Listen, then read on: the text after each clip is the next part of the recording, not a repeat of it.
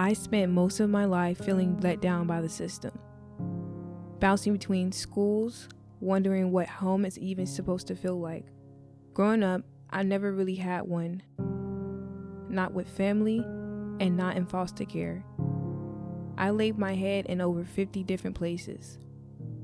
March 12, 2014, our lights had been off for a week. No water, barely any food. That day, my mom dropped me off and my brothers off at my grandparents' house and drove away.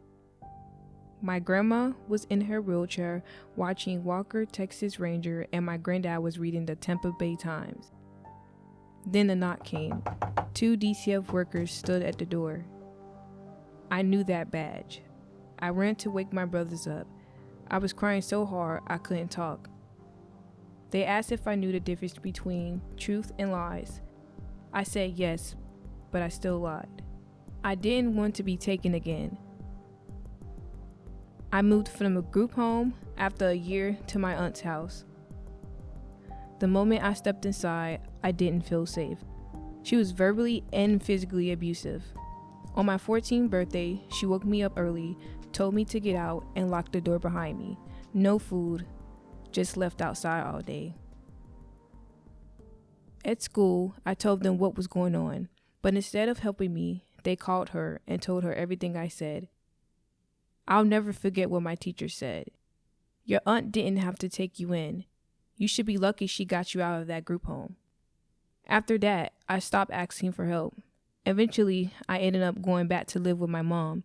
At first, it seemed okay, but soon I was sleeping outside. My friends sometimes snuck me into her house at 2 a.m. I'll dress in her shed, eat, and shower when I could at her place.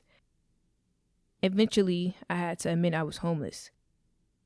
I asked for help and went back into the system. My homes were never stable. Every day from school, I would go from one day placement to a completely different one at night. I never got to settle in, never felt safe. Today, I finally have a stable home, not just with housing and food, but with a real support system.